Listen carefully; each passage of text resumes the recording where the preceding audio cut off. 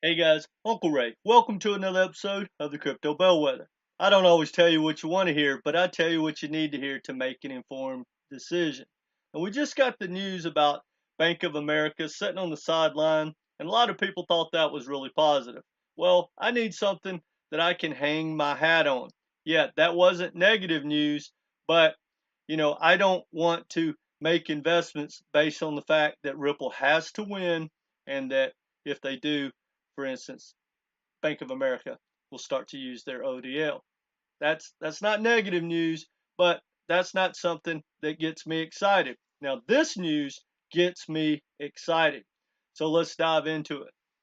Now, Ripple announced that their partner Novity got a banking license for the International Bank of Australia. Now, you may have already heard that, but quite frankly, I haven't heard anyone, not one single person, talk about why that's such a big deal and what did they want to do with that license. You get all this crazy hype that, oh, now banks, Ripple's going to be a bank and all this stuff, but that's not it.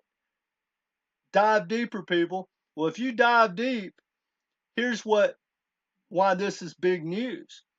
Well, for one, they've been restricted in a lot of corridors because of not having that license because of regulation and compliance. Well, that frees them up to do what they want to do. Well, one of their biggest things they want to do is white label ODL. Now, that is major news. Now, if you don't understand what white labeling is, it's kind of like literally if you wanted to sell shampoo, your own brand, you could call up a lot of the major shampoo corporations around the world and say, hey, I basically want to sell your shampoo, change the color and change the smell, but it's the exact same product, and they'll put my name on it, my label. It's a white label.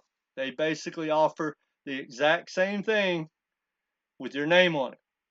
So that's what they want to do. And they want to do it for all these new hybrid. They called it a hybrid. It's not a bank. It's not Western Union.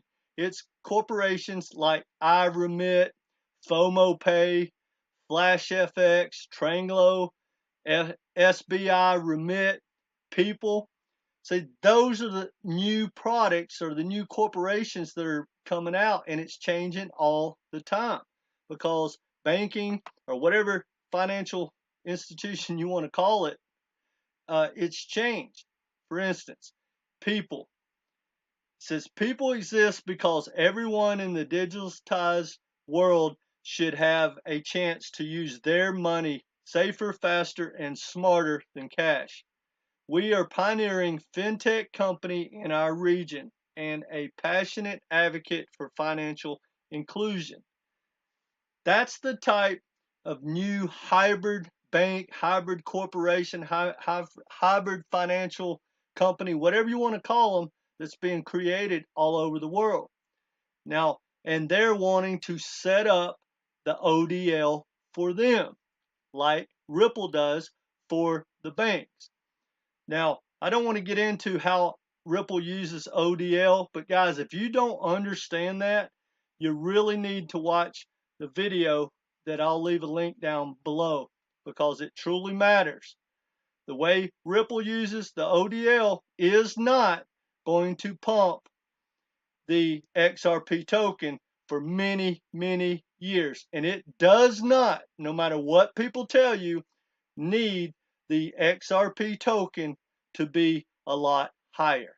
If it goes higher, it just helps Ripple expand and make a profit, but they do not need XRP to probably ever go over $2 to $3 in the next 10 to 15 years before their ODL for the banks will pump the token.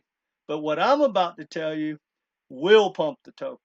Now, as far as these new hybrids, what I don't know, and I'll keep digging, is how are the accounts funded? I don't know if they're going to be funded from Ripple's escrow. I don't know if they're going to be funded from the bank's personal escrow or if they're using Ripple's escrow as well. So I don't know that. But the most positive thing about Ripple's ODL is because of the way they use it is it cuts the supply way down. Because guys, Ripple is never going to dump on people in a big way, which used to be a concern of mine, because they need a large escrow. So that part of ODL is extremely positive. Now, here's some more really good news, and I think this is even bigger. Ripple basically announced that they are going to expand payment solutions to corporate customers worldwide. They've got a lot of new products coming out, but basically their own kind of ODL as well. Now, I don't know if is going to go through like Novity or if that's going to go directly through Ripple, but I do know these major corporations are going to basically have to go into the market and buy XRP to do their ODL and their cross-border payments and all that. And that is extremely bullish. Now, this part I couldn't verify, but I really believe I'm about 95% sure this is true. It comes from a developer, but I can't verify it directly from Ripple. But basically what he said was the problem Ripple had in the past was, and the reason they created ODL was that the banks did not want to own XRP because of the volatility. And when you're trying to make payments, no matter how much you save, if your supply, your asset goes down in value, that throws everything out the window. That's how ODL came about. Well, the corporations have the same issue. Well, to solve that problem so that they will feel comfortable buying XRP and putting it on their books for all their payments and stuff, is that, from my understanding, Ripple has kind of a insurance. It's not like insurance you think, but it's basically just a service that they offer that when you're using XRP for your payments, if it gets imbalanced and you lose money, they will make you whole. Now, I don't know if they make you whole by just giving more supply or write you a check or how that works, but I do know there's a cost for that. Just like regular insurance, that's just another way Ripple makes money off of ODL. I'm telling you guys, if you don't understand how Ripple's business model is set up around its escrow account, it's pretty amazing. I mean, it is a very, very good strategy.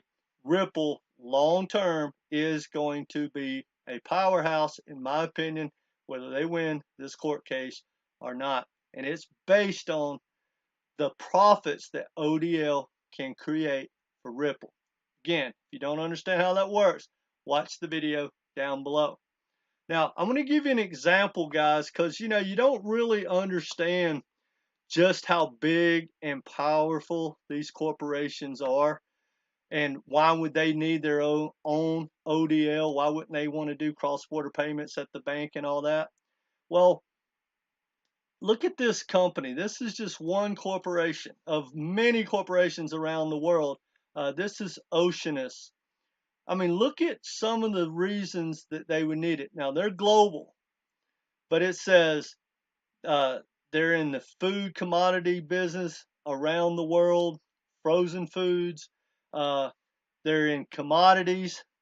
They are have a huge supply chain, warehouse logistics. I mean, you think about it, guys. When you're shipping products all over the world, you've got to have all different types of access to different types of currencies, right? You got to pay um, at the docks when the ship lands. or the plain lands. You got to pay for the warehouses. You got to pay for the transportation. Guys, it's massive when you get a major player. I mean, think about like a FedEx or something when they start to go outside of the banks and the way they do things now. This is a game changer, and literally Ripple is leading the way. Now, for whatever it's worth, this part kind of concerns me a little bit, and this is why you're going to see so much pushback from the legacy systems. I don't think they're going to stop it, but they are going to slow everything down. Quite frankly, I believe that's why we have the court case to begin with, is that I see, I don't know, 5, 10, maybe even 15 years from now, there's really no need for a bank, maybe, but for 10% of what we need a bank for now, if that. So that's where you're going to get a lot of pushback, a lot of funky regulation, and a lot of things that probably aren't going to make sense of why, like the SEC is doing what they're doing. So this is going to be a long road, but long term, guys, Ripple and XRP are going to do pretty amazing things. I'm not here to shield that token whatsoever. You figure out the math for yourself. But I know one thing, Ripple is going to be a powerhouse, and this is one of their best avenues. I'm telling you, ODL outside of the banking system, in my opinion, is a lot bigger for XRP. Maybe not for Ripple, but the more people have to go into the market to buy XRP, the more that token's going to pump long term. That's what gets me excited, period. So anyway, guys, that's all I got for you. Let me know what you think in the comments section. Literally, go watch that ODL video down below. Let me know what you think in the comments section. If you haven't subscribed, please do so. Hit that notification. Either way, guys, hit the like button, come back, and be part of this community. That's all I got, guys. Take care.